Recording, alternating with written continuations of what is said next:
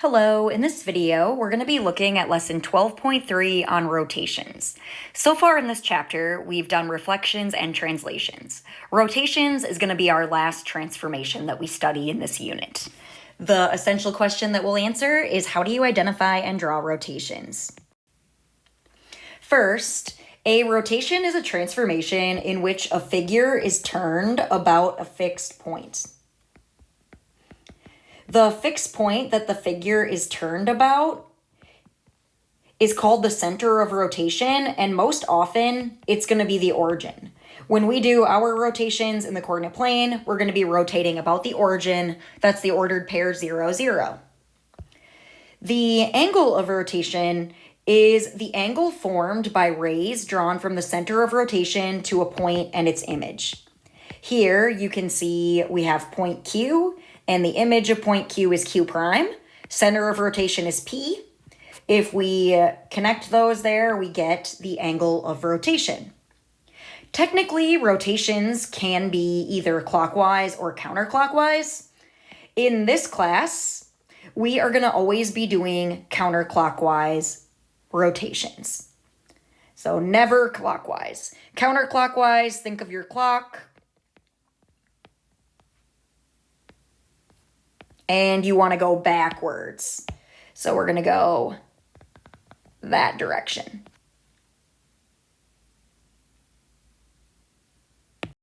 In this first example, we're just going to practice identifying rotations. We'll tell whether each transformation appears to be a rotation and explain our reasoning.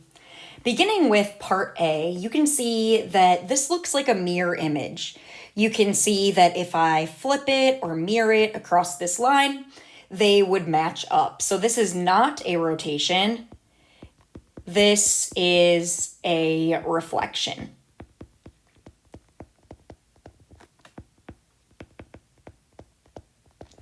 For part B, you can see that the triangle definitely turns. If you wanted to see like how many degrees that it turns, you can kind of look and see like how far from this point to this point does it. And it appears to be like just over a 90-degree rotation. And I could do the same thing with another set of 2 points. So for example, if I pick this one and this one, they match up. That's the exact same angle. So this is a rotation because the figure is turned about a point.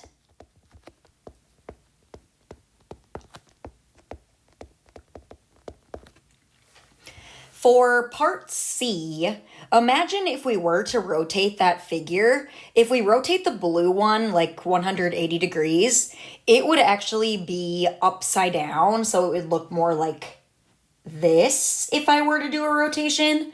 So this is not a rotation. You can see that it's really just moving the figure. This is a translation. Each point is moved the same distance in the same direction. It's a translation, which is a slide.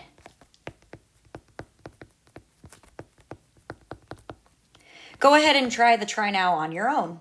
Does that appear to be a rotation? Yes or no? And you'll see that that is a rotation. It's turned about a point.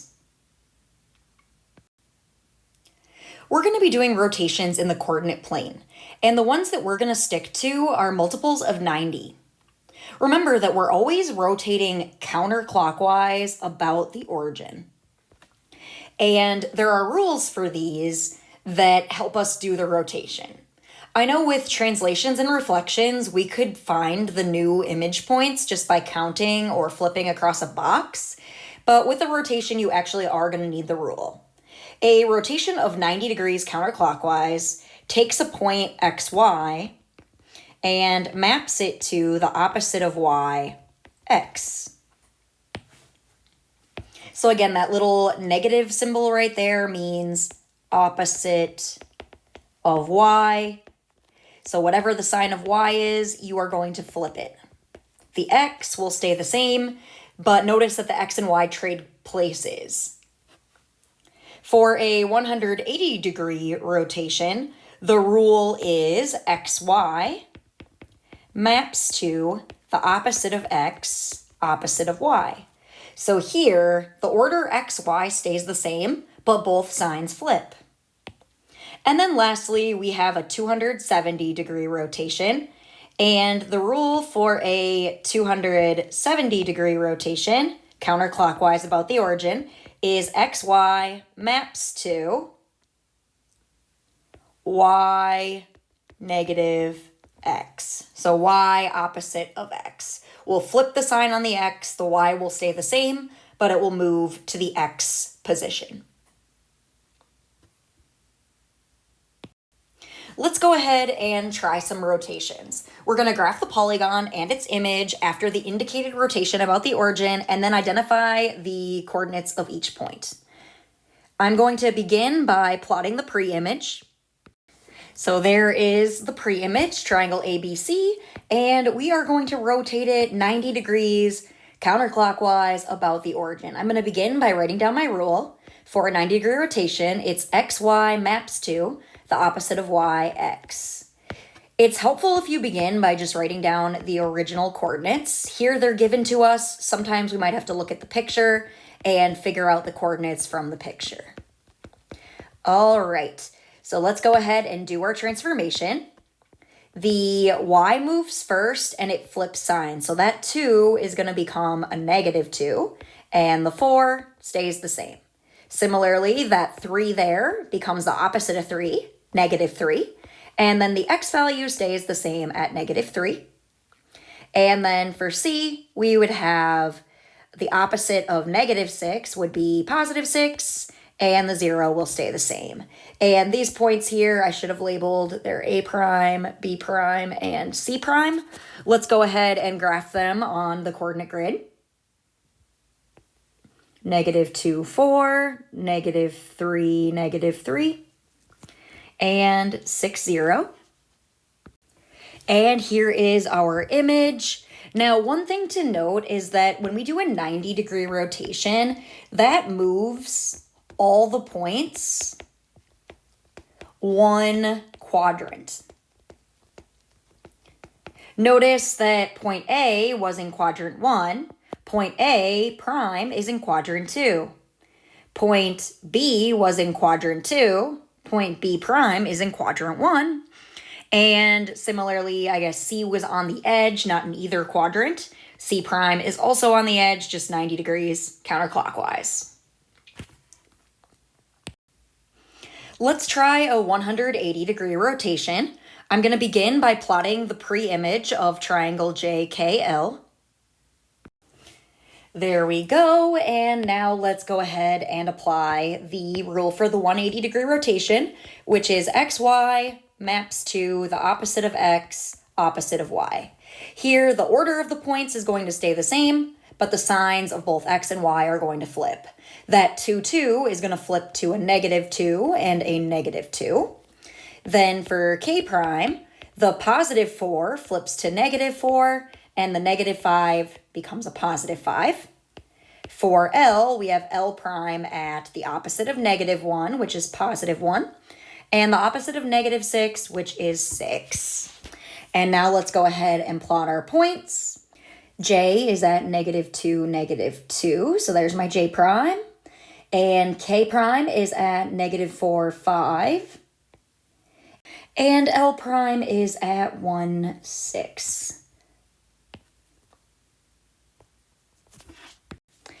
And there we go. Now, a way to check too is a 180-degree rotation is going to move all the points 2 quadrants. Every time we add a 90 degrees, we rotate another quadrant. 90 degrees was 1 quadrant, 180 is 2 quadrants. Notice that J started in quadrant 1. If I go 2 counterclockwise, J prime's in quadrant 3. K started in quadrant 4. If we go 2 counterclockwise, K prime is in 2. And then L started in quadrant 3. 1, 2, L prime is in quadrant 1. Next, let's look at a 270-degree rotation. Let's go ahead and begin by plotting the pre-image RSTU. And there's our pre-image, and this time we are going to do a 270-degree rotation. The rule for a 270-degree rotation is xy maps to y negative x. Let's begin at the pre-image, R, S, T, U. R is 3, 1, S, 1, 4, T, and U. There we go. And now we're going to do our switches. Y moves to the X position, but the sign stays the same, so 1 comes first. And then the X flips signs. That 3 will flip to negative 3. For S prime, we have Y first, which is 4, and then our X flips to negative 1. Here, 2 moves first, and then negative 3 is going to flip to a positive 3. And for U, the 0 moves first, and the 1 flips to a negative 1. Let's go ahead and plot our points. And there we go. That is the image. A 270-degree rotation should move all the points 3 quadrants counterclockwise. And if we check that out, let's see here. R started in 1, 1, 2, 3, R prime. S started here, same thing. T starts in quadrant 2, 1, 2, 3, ends up in quad 1. And U started on the line, U prime, ends on the line. Here's a try now problem for you to try on your own. Notice that the pre-image is already graphed for you. You're probably going to want to start by identifying the coordinates of the pre-image, like labeling them as ordered pairs. So I would begin by like saying, well, E is at 1, negative 1, F 1, 1, G 5, 0, and H 5, negative 3. And then you can go ahead and use the 90-degree rotation rule. Please pause your video now and finish this try now. There we go. Here is your solution. You should have gotten E prime 1, 1, F prime negative 1, 1, G prime at 0, 5, and H prime at 3, 5. And that's it for lesson 12.3. You're now ready to practice some rotations on your own. Thanks for watching. Bye.